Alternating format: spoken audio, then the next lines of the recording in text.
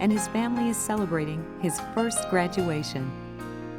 Then after his first date comes his first graduation. And now he's graduating from high school, and the signs in the back saying 12 years and congratulations and all this type of thing, and they're having their pictures taken. He's split from the dog though now, and the dog is kind of tethered, and so the dog doesn't quite know what's happening here. What's the big deal all about? In his first homecoming, Terry recalls his own experience with leaving home for the first time. His first homecoming, that's the one that I can relate to so well. Because when first time you ever leave home, you get lonesome. You don't know what homesick really is until you've left home, and then you realize what you had. The old saying, you don't know what you had until you lost it. That kind of thing. And so he's driven home. He's got all the things for Christmas. He's homesick. He's got the tree on the car. He's got all his books and stuff there. But the first thing he does is tear over to see Buddy. I painted it with that kind of a lonely, cold, moon's out feeling, but it's just him and Buddy, and everybody else is in the house still waiting for him. That's their quiet moment in the beginning. As the series moves to the goodbyes, Terry pulls from the life of Charles Langenfeld, his choices, his feelings, and his sacrifice. Big Chuck was about 10 years younger than me. He's my brother-in-law, and we did everything together. We hunted together, we fished together, played tennis, chess, everything, and we were a lot. And I was kind of like his mentor in a way, and I didn't realize it at the time. Like many men of his time, Charles was sent to Vietnam to serve his country. He was a medic, and he was in the Navy. What happened was they needed medics, so they transferred him to the Marines and sent him over. And that was his chance to try to become a doctor. That's what he wanted to be.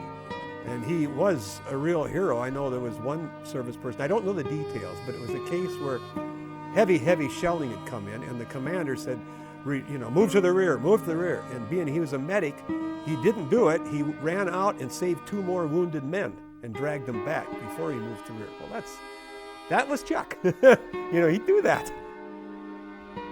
His first goodbye is the one where he's older, and you'll see the flag there. He got very patriotic, and he wants to do his part for his country, and he's in the process of saying goodbye to the family, and the taxi's waiting, and I think a lot of people relate to that like we did. It was a very emotional time to see that happen. It's a lonely time too, It's one of those things that you relate to that you never forget. The dog, he knows something's happening. He doesn't know for sure what, but he doesn't understand. Why is his buddy leaving home now? The final painting, The Last Goodbye, pays homage to an American hero, a courageous man's life cut short. 8 hours before being rotated to the rear and out of harm's way, Charles Langenfeld was killed in the Siege of Khe Sanh. The final painting in the American Portrait series was inspired by the loss of Charles, but is dedicated to veterans everywhere. It's Terry's way of honoring servicemen and servicewomen, veterans, and the families who have paid the ultimate price for our freedom. The second day of the unveiling ceremony at the Redlin Art Center paid tribute to all veterans with a special memorial service. The ceremony began with skydivers landing in front of the Redlin Art Center. The final jumper set the tone as he unfurled an American flag on his way down. What followed was a moving tribute to veterans both past and present.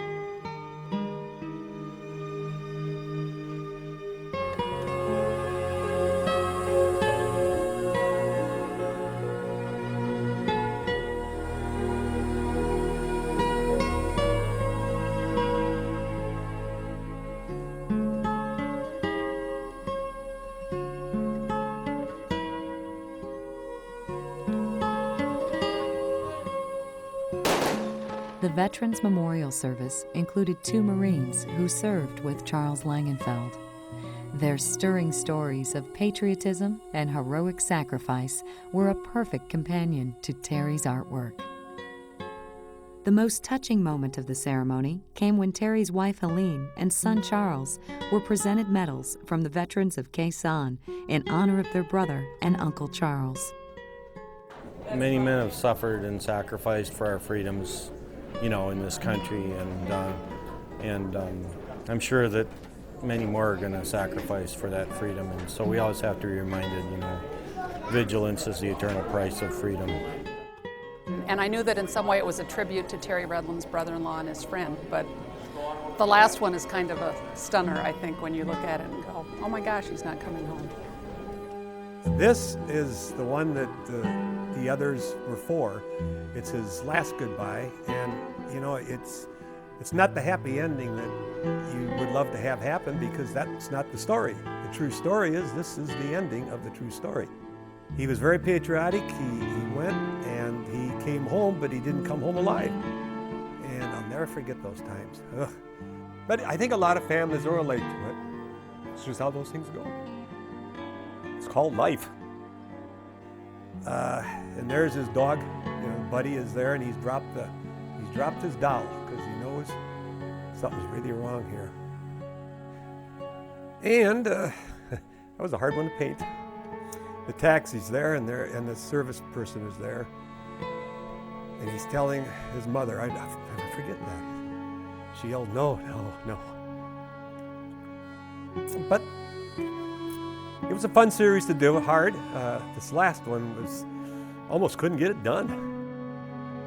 Finally, say goodbye to a soldier who paid the ultimate price and feel the sorrow of the family left behind. An American Portrait is a tribute to America, our children, our families, our heroes, and our way of life. An American Portrait is Terry Redlin's gift to America and to you.